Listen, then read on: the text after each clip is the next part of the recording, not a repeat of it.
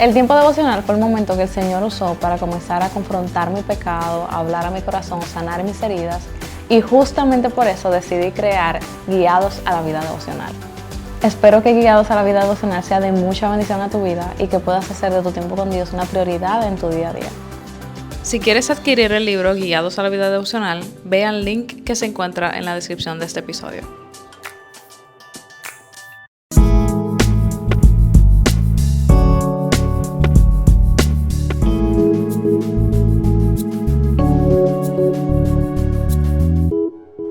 Hola, bienvenidos a un episodio más de Guiados Podcast. Y en el episodio de hoy tenemos a un invitado especial que es Fausto.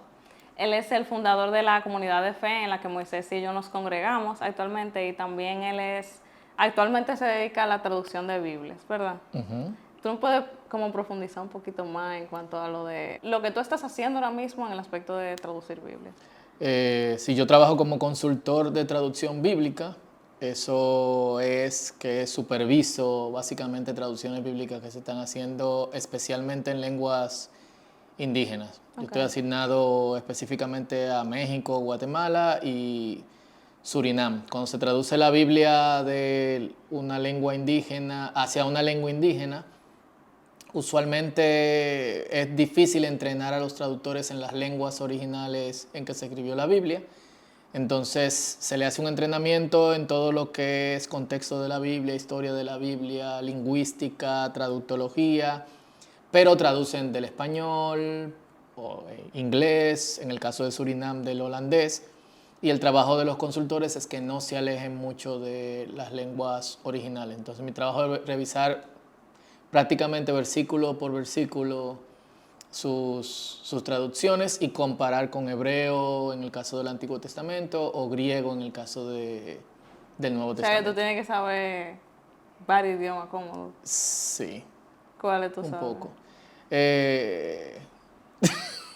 Me gusta hablar mucho de varios idiomas, pero específicamente uno tiene que ser especialista en las lenguas bíblicas. Okay. En hebreo, arameo y griego, y también en otras lenguas que complementen el texto bíblico. Okay. Realmente nosotros pensamos en ti para tocar el tema de hoy, porque, o sea, ya yo te he escuchado hablar varias veces acerca de como la veracidad de la Biblia, como la importancia de la Biblia, y más como tú trabajas tan directo con la Biblia, queremos como tocar este tema. O sea, ¿cuáles tú crees que son los errores comunes que solemos cometer al estudiar la Biblia? Sí, bueno, en primer lugar, yo creo que el gran error que hay es que no hay una disciplina en el creyente promedio de sentarse a estudiar la Biblia. Okay. Entonces, usualmente la gente depende mucho de expertos, uh-huh, o depende mucho de que se cree un instituto bíblico o que haya un diplomado, pero no se practique el estudio de la Biblia como una disciplina espiritual o como parte de lo que es la vida del creyente. Y yo creo que ese es uno de los grandes errores que se comete, quizás el primero, y veo muy poco énfasis en general en las iglesias en decirle a los creyentes: estudien su Biblia, uh-huh, dediquen tiempo para estudiar la Biblia. Casi siempre es como adoren al Señor, sí, que no está mal, congréguense, que tampoco está mal, dedíquense a la oración, que tampoco está mal. Entonces, los creyentes no apartar un tiempo para sentarse y estudiar la Biblia, pasajes específicos, usualmente no hay un pensamiento, uh-huh, un pensamiento bíblico. Y muchos de los pensamientos bíblicos son pensamientos prestados, que es como construir un castillo nosotros decimos barajas aquí, o de naipes, sí, porque tú no estás fundamentado en algo que tú mismo has visto, sino que estás fundamentado en lo que otra persona, sí, dice y su propio estudio bíblico, y casi siempre hay un desbalance en ese sentido. Entonces yo creo que ese es el primer error que se comete, que no se aparta un tiempo para estudiar la Biblia. Sí, yo siento que a veces como que uno se acostumbra más, o sea, uno comete el error de acostumbrarse como a ser cristiano de domingo. O sea, el cristiano de domingo es que vamos para la comunidad de fe, escuchamos lo que el pastor tiene que decir, uh-huh, Nos gustó mucho, muy bonito, pero durante la semana entonces ya estamos como que envueltos en el día a Suelto. día. Y también quizá el hecho de que nos acostumbramos mucho a quizá, que no digo que esté mal, pero quizá devocionales ya prehechos. Como que al final nos estamos acostumbrando quizá a un estudio mediocre de la palabra de Bueno, Dios. realmente lo que pasa es que tenemos que hacer una distinción entre el tiempo devocional y el estudio Ok.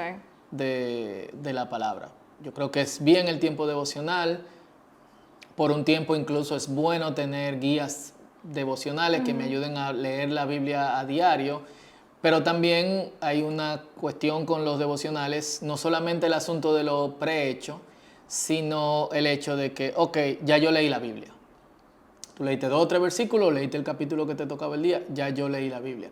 Pero tú no profundizaste en esa verdad. Y usualmente los devocionales son, bueno, era una tarde estrellada y la luna todavía no había salido y los rayos del sol iluminaban el cielo. Y mientras yo caminaba, un pajarito me chocó la cabeza. Y lo primero que me llegó fue maldecir. Pero entonces recordé este versículo bíblico. Entonces como inspiración, pero la palabra de Dios, y yo siempre lo digo, no, y lo digo en relación a las prédicas, pero también es en relación al estudio bíblico, la palabra de Dios inspira, motiva, edifica y confronta. Esa parte de confrontación y de edificación, usualmente nosotros no la tenemos cuando no tenemos un tiempo de estudio bíblico. Entonces, tenemos que descartar el devocional como estudio de la Biblia, sino como, ok, esta es mi motivación del día en base a la palabra del Señor. Ok. Que no está mal, pero está mal tenerlo como mi único momento. Y ahí voy al segundo error que se comete. El primer error es no apartar un tiempo específico para eso, que yo recomendaría apartar 2 horas a la semana, 2 o 3 horas a la semana en que uno se siente tranquilo con la Biblia y bueno, seguro tendremos tiempo de hablar con cuál sería el formato.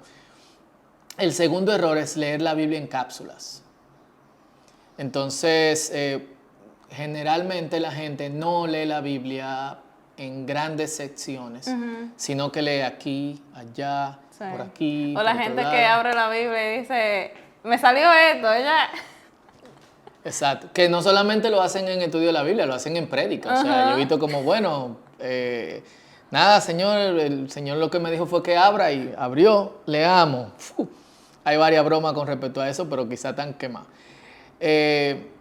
Entonces, lo segundo es, yo creo que la Biblia tiene que ser leída de tapa a tapa, cuando nos referimos al estudio de la Biblia.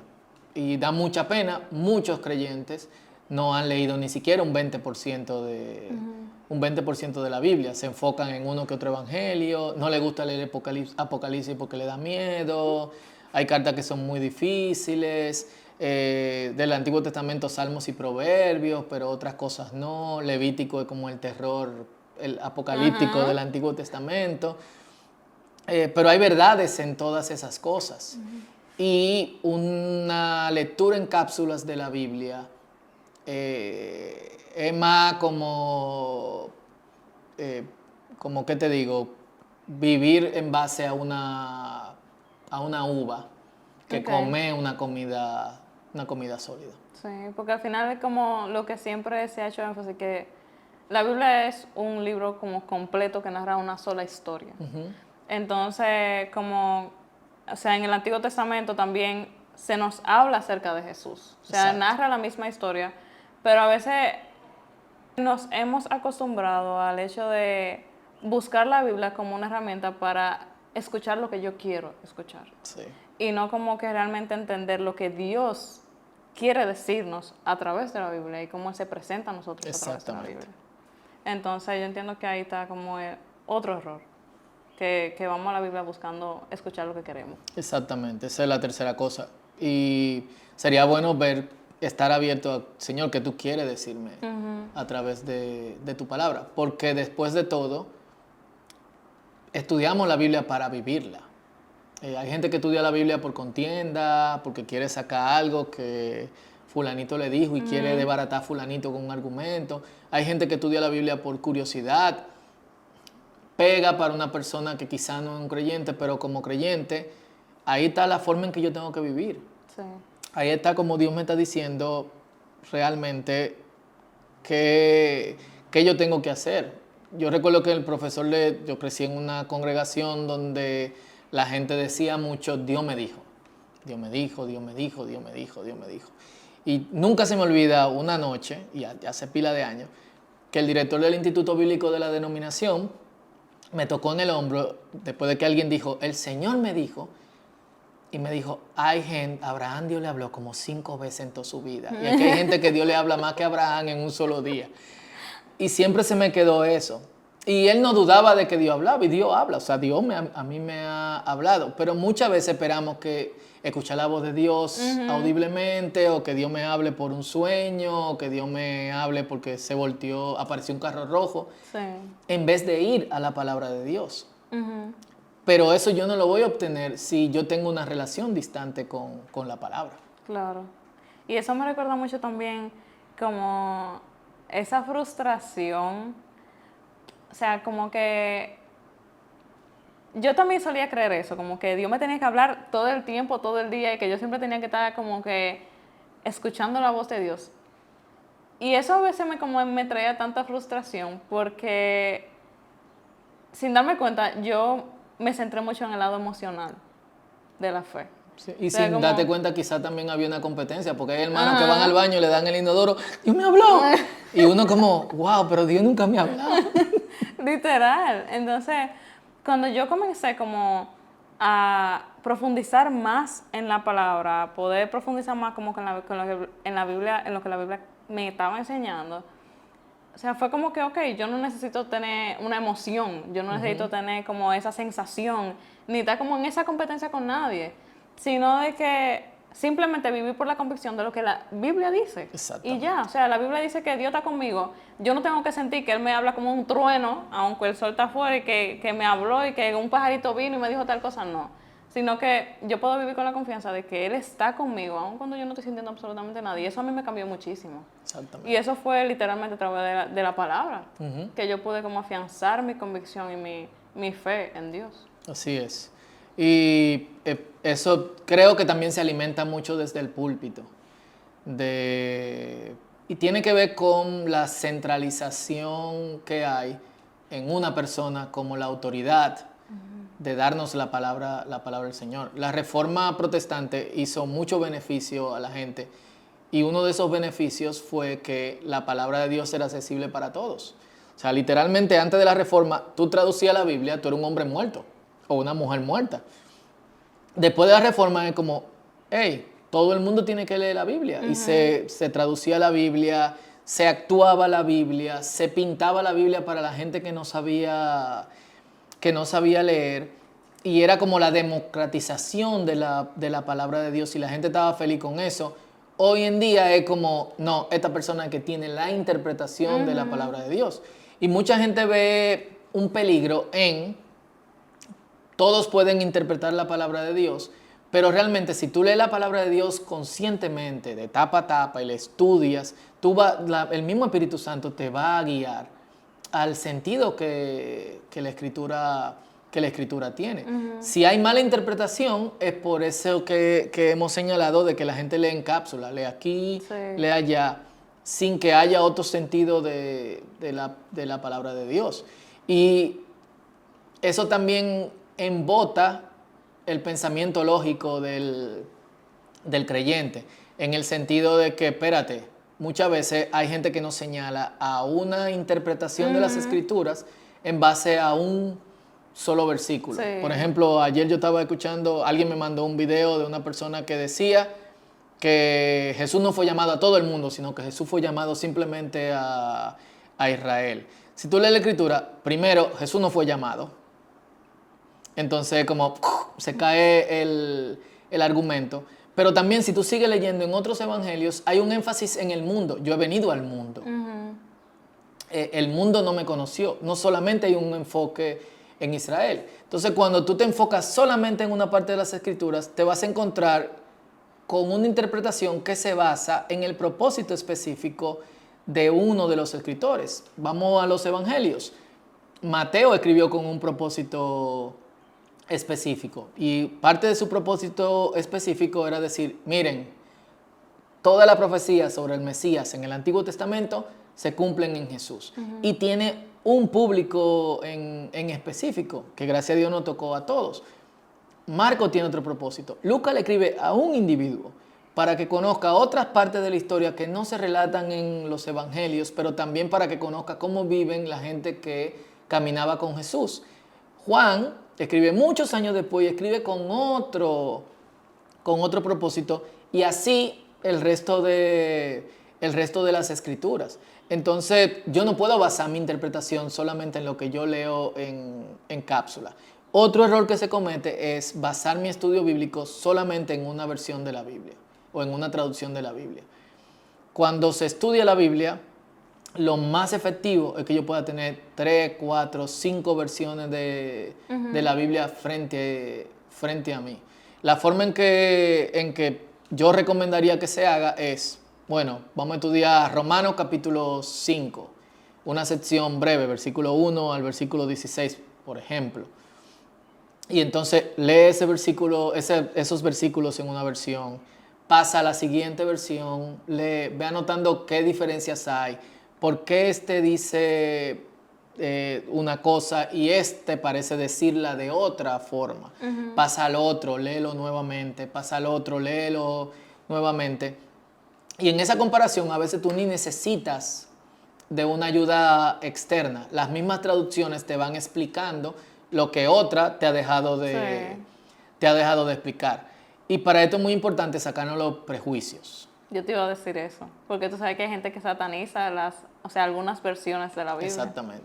Entonces, como que a veces hay gente que piensa que la única versión válida es la Reina Valera. Que bajó del cielo. Y de hecho, de la Reina Valera se tradujo al hebreo, al arameo y al griego. Exacto. Entonces, hay gente que piensa que las otras versiones no son válidas. Exacto. Entonces, o hay gente que solo lee una versión porque en su denominación esa es la versión que dicen que tienen que tienen que leer. Entonces, y puede ser que sea lo inverso. Puede ser que haya gente que diga, yo no leo Reina Valera porque eso es de viejo, o yo no entiendo lo que está diciendo ahí. No, ponga su Reina Valera también ahí mientras está leyendo para estudio bíblico. Entonces, tenemos que sacar estos prejuicios. Y aquí me gustaría hablar sobre traducción. Muchas veces, muchos de los críticos muchos de los que son críticos hacia traducciones de la Biblia no saben de lo que están hablando. Okay. Y eso es muy importante. Y es como decirle a un médico cómo que tiene que hacer la operación. Yo no soy médico, pero supongo que los médicos, cada uno tiene diferentes formas de abordar a la gente. Y uno conecta o no, desde el proceso preoperatorio hasta el proceso postoperatorio con alguien. Entonces, los traductores saben lo que están haciendo. Y no es un trabajo que se hace a lo loco. Especialmente porque tiene que haber un balance en lenguaje, tiene que haber un balance en términos claves y tiene que haber un balance en el estilo de traducción. Pero no solamente eso, sino que hay diferentes manuscritos. Y los manuscritos tienden a variar en una que otra palabra o en una que otra frase. ¿Cuáles manuscritos vamos a elegir? O el trato de términos oscuros. Hay términos que no se sabe qué son, literalmente.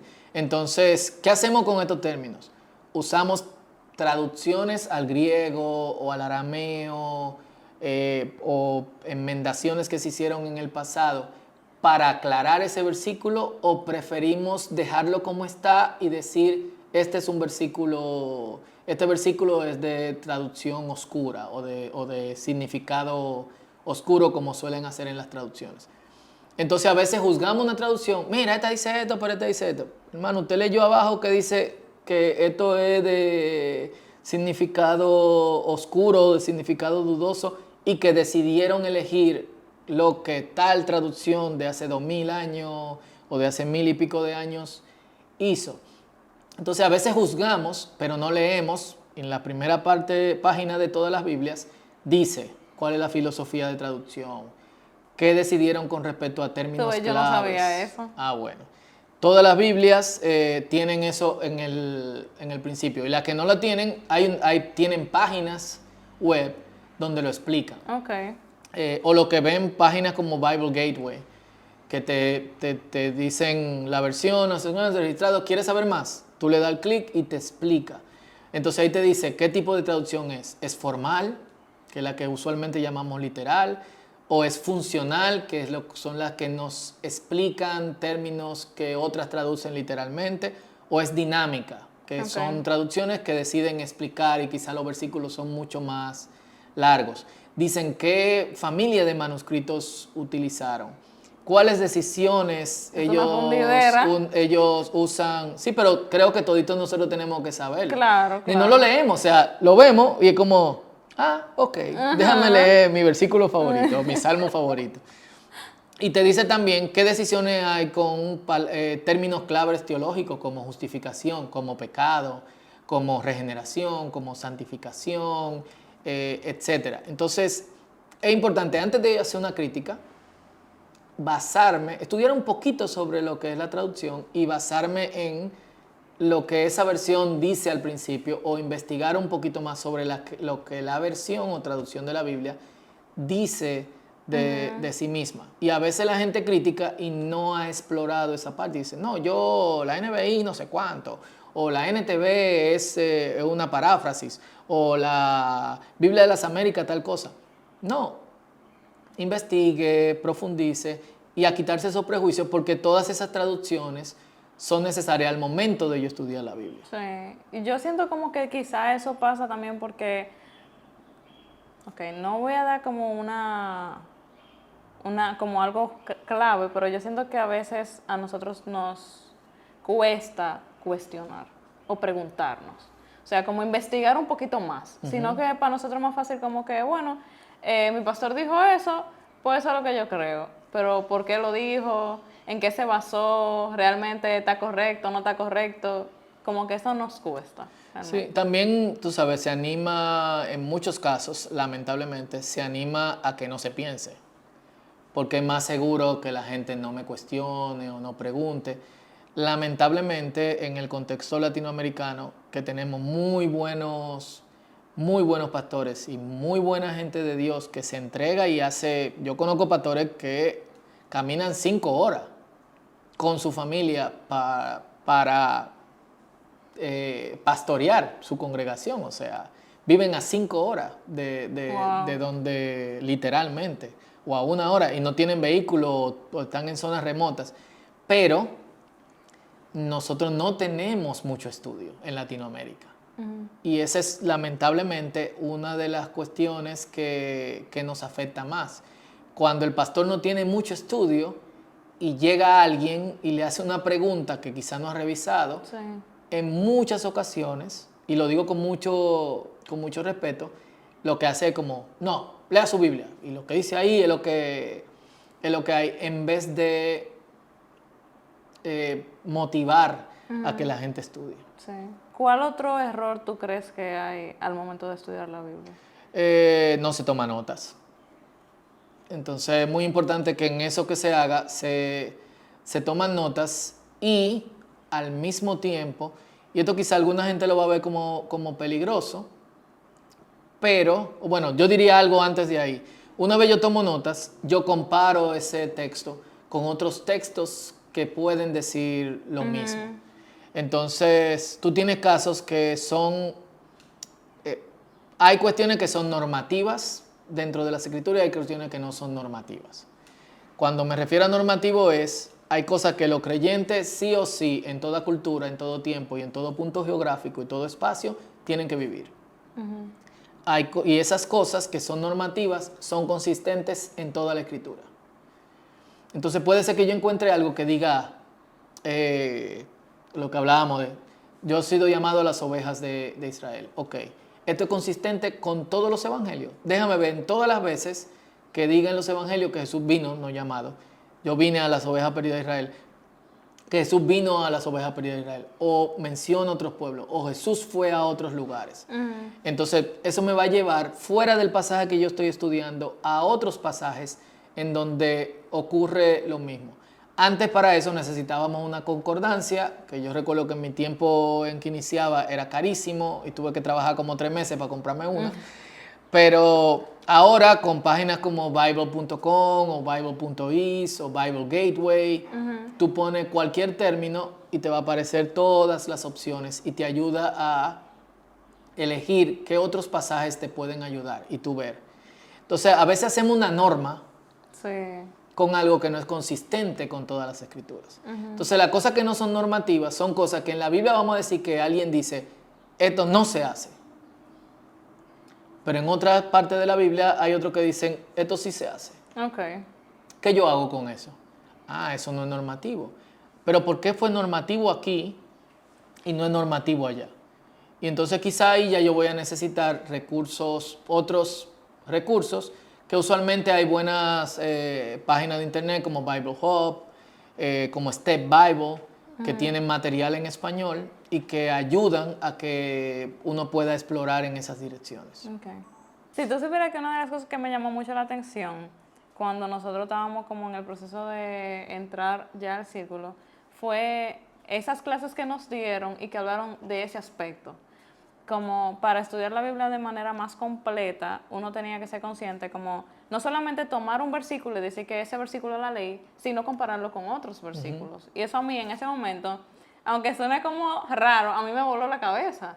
Porque como yo nunca había aprendido eso, de que yo tenía que comparar un versículo con otros para ver si realmente eso era algo estricto o si quizás fue a un contexto específico que le estaban diciendo que eso era una prohibición y en otro no era una prohibición por X razón. Entonces realmente eso yo entiendo que es sumamente importante también para el punto de la aplicación. Porque al final, como tú decías ahorita, la Biblia se hizo para que nosotros la vivamos, la apliquemos. Entonces, ¿cómo vamos a aplicar bien la Biblia si ni siquiera la estamos estudiando bien o si estamos tomando versículos al aire y viendo cómo lo aplicamos en nuestra vida? Claro. Que quizás ni siquiera lo estemos aplicando de la forma correcta o como la Biblia nos está llamando a hacerlo. Y que eso es un punto importante al yo estudiar la Biblia. Otro de los errores que se cometen es no escribir cómo yo aplico esto.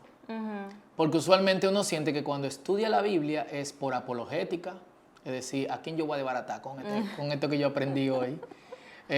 Para discusión, o sea, ¿cuál va a ser la cosa interesante que yo voy a poder decir? O la gente que le gusta mucho las redes sociales que yo voy a poder postear. El punto es cómo yo vivo esto. Y uno se puede sorprender de pasajes que tú dirías como, ¿qué yo puedo sacar de esto? Cuando uno se sienta y en oración, obviamente, escribe esto, cómo yo lo voy a aplicar a mi vida. Entonces creo que eso es otro error que se comete, el no poner cómo yo lo voy a aplicar, cómo yo voy a vivir esto. Y esto es algo en lo que yo soy muy cuidadoso. Porque existe mucho el morbo, especialmente hoy donde hay tanta información. Yo sé esto, tú no lo sabes, o yo sí sé cosa, o fulanito sí sabe, pero lo vivimos, lo aplicamos. Mi vida refleja realmente a Cristo, realmente lo que las Escrituras dicen que es la forma en que yo tengo que vivir. Eso es importante. Y yo diría que un último error que me llega a la cabeza ahora mismo es, eso tiene que socializarse. Entonces, cuando yo estudio la Biblia y yo tengo también un tiempo personal con eso, una de las formas que me ayuda a yo crecer en ese conocimiento y en esa aplicación es invitar a otros a que lo hagamos juntos. Y quizás al invitar a otros, lo bueno sea ir otra vez en el mismo proceso que tú agotaste. Una buena práctica es no apresurarse. Entonces, es bueno pasar un mes completo en un solo capítulo. Salmo 5, estoy diciendo cosas al azar, Éxodo capítulo 3, Lucas capítulo 20, y entonces invitar a otros a mi estudio bíblico y que, vamos a estudiar la Biblia juntos. Eso es otro error que se comete. Y creo que ese error se comete porque muchas veces uno no quiere contradecir, uno tiene siempre ese miedo, contradecir lo que se está diciendo en la comunidad de fe. Pero ¿por qué tengo que contradecirlo? Si predicamos la misma palabra de Dios, si leemos la misma palabra de Dios, el punto es, ok. y tenemos nuestros líderes que si son responsables nos van a acompañar en Claro. ese proceso. Claro. Y de lo que tú estás hablando, realmente me llama la atención el hecho de que, como que, ¿cuál es nuestra intención al estudiar la Biblia? Que yo entiendo que eso es una pregunta que todos deberíamos hacernos. O sea, como ser sincero con nosotros mismos y ver por qué yo quiero estudiar la Biblia. Como tú dices, o sea, para competir con otra persona, para publicarlo, o realmente para yo conocer a Dios, a Jesús, lo que Él me quiere decir, para yo poder vivir como Él quiere. Porque al final, nosotros estamos aquí para darle gloria a Dios, para que otras personas también puedan acercarse al Señor y que puedan ser reconciliados con el Padre. Amén. Pero entonces, si nosotros ni siquiera estamos estudiando bien como lo que Dios nos dejó escrito, ¿cómo estamos entonces aplicando lo que se supone que, o sea, como deberíamos estar viviendo? Entonces, yo entiendo que eso es algo sumamente importante, porque podríamos estar perdiéndonos de lo, o sea, de hacer realmente la voluntad de Dios aquí. De ser buenos cristianos de título, pero en práctica, yangala Cero. fuángala, o sea, como que para nada. Entonces eso es sumamente importante, que hoy como que todos nos demos el chance de analizar cuál es nuestra motivación al estudiar la Biblia y de darnos el chance también de, o sea, retarnos a nosotros mismos a sentarnos a estudiar y a sentarnos a estudiar de la manera correcta. Entonces, gracias Fausto por todo esto. Yo Gracias a sé ustedes por invitarme. que va a ser de mucha bendición para las demás personas. Amén, eso espero. Entonces, nos vemos en el próximo episodio.